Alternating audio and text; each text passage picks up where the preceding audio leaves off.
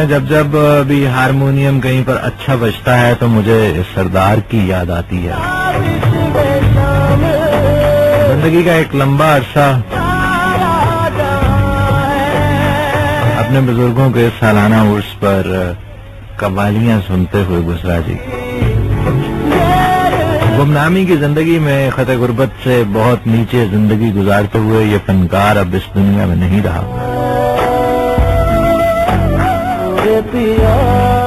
لیکن ایک بات آپ کو دعوے کے ساتھ کہہ سکتا ہوں, سالہ سال میوزک کی اس انڈسٹری سے وابستہ ہوں.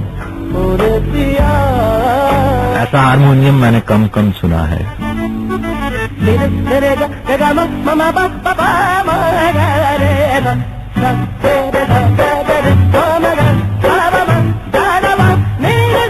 جب بھی کوئی اچھی کمپوزیشن کوئی اچھا گیت سنتا ہوں تو نہ جانے ایک خیال ہمیشہ ذہن میں کیوں امڑتا چلا آتا ہے کہ کمپوزر کو اور سازندوں کو ان کا وہ مقام حاصل نہیں ہوتا.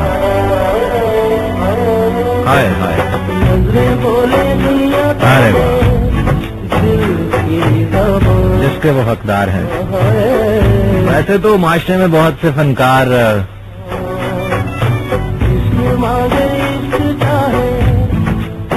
گمنامی کی زندگی میں چلے جاتے ہیں.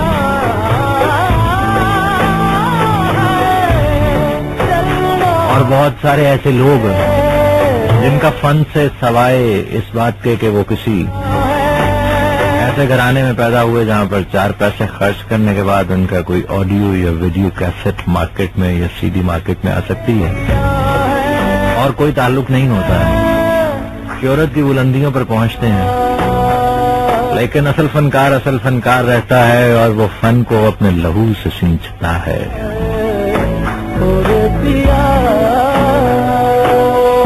محسن نقوی نے کہا تھا کہ کبھی غریباں کے تار گنتے, کبھی سلیبوں پہ جان دیتے, گزر گئی زندگی ہماری سدا یہی امتحان دیتے.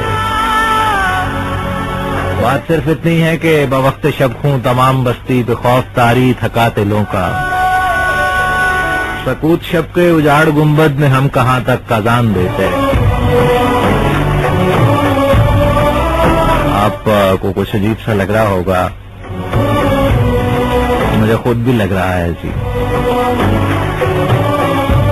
لیکن کیا کریں کہ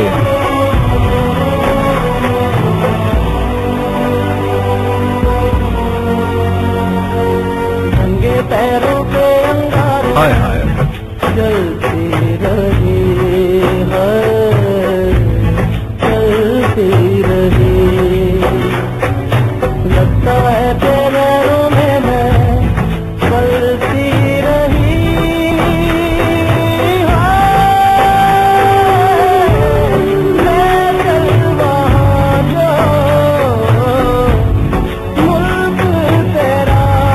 لے چل وہاں جو ملک تیرا ہے, سسی دیندی کیچ پنل نو تانا انج لجپال کریندے نہیں جویں تو کیتی یہ کیچ دیا خانہ.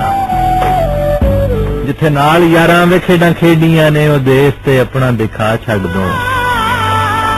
لے چل وہاں جو ملک تیرا ہے. دیکھیے خیال وہی رہتا ہے, لفظ بدلتے رہتے ہیں. لے چل وہاں جو ملک تیرا ہے.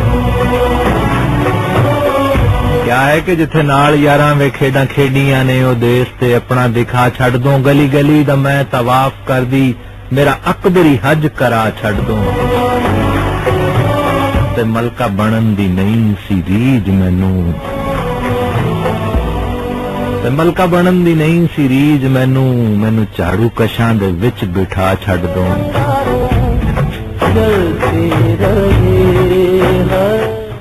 تے میں کو اپنے در دی سمجھ باندھی, ٹکر کتیاں دے نال پا چھڈ دوں.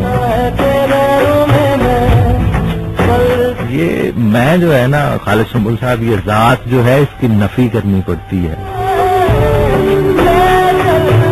اس قدر گوندنا پڑتی ہے لہو سے مٹی, ہاتھ گھل جاتے ہیں تب کوزگری آتی ہے.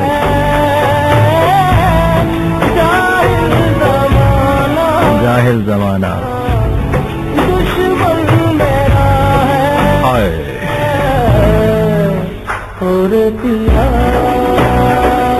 यार नूर में तेरा शबों का साथी हो, कोई तो हो जो मेरी दहशतों का साथी हो।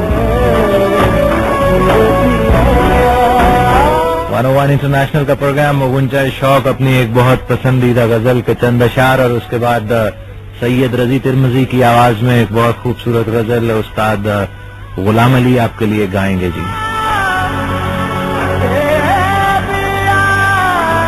फिर वही चाक गरीबां है सरे राह सबा, फिर वही चाक गरीबां है सरे राह सबा, फिर वही मौसम गुल पेश नजर है कि जो था। जीनाए शब पे किसी वादे की आहट न गुमा, हा हा हाय हाय हाय हाय हाय हाय। नंगे पैरों पे अंगारों जलते रहे। मैं आपको नंगे पाँव की एक कहानी सुनाता हूँ, फिर उसके बाद इस गजल के चंद अशार आपकी नजर करूंगा। लगता है पैरों में मैं चलती रही। पाकिस्तानी माशरे में जो बहुत बड़ी तब्दीली आई है जी, वो गुज़िश्ता 10 से 15 साल के दौरान आई है। उससे पहले तक जिंदगी का पेस इतना तेज नहीं था जितना गुज़िश्ता एक दिहाई में या डेढ़ दिहाई में हो गया है। मेरा ताल्लुक बुनियादी तौर पर फैसलाबाद से है, और मेरी नानी अम्मा फैसलाबाद से कोई 14 या 15 किलोमीटर के फासले पर एक गांव है, वहां पर रहाइश पजीर थी। अब वो इस दुनिया में नहीं रही, लेकिन हमारा तमाम तर बचपन अपनी नानी अम्मा के गांव में, नानी अम्मा का जो बहुत बड़ा सा घर है उसके सहनों में खेलते हुए गुजर गया।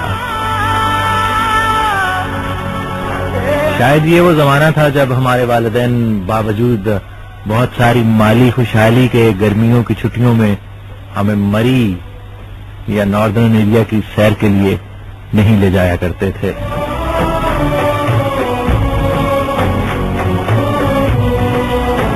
मैंने कहा ना, गुज़िश्ता 15 साल के दौरान, 20 साल के दौरान जिंदगी का पेस बिल्कुल तब्दील होकर रह गया है।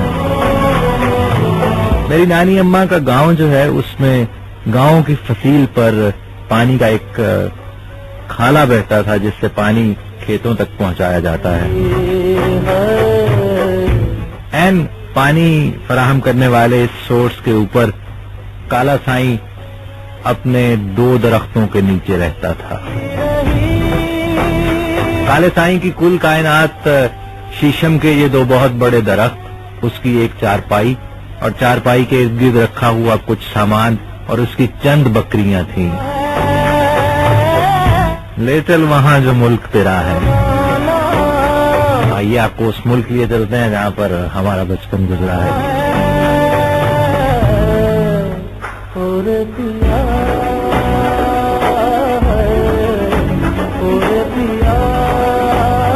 काले साईं में वैसे तो बेशुमार खूबियां थीं, और अब काला साईं भी इस दुनिया में नहीं है, बिल्कुल उसी तरह से जैसे अब मेरी नानी अम्मा और मेरे नाना अब्बा इस दुनिया में नहीं है।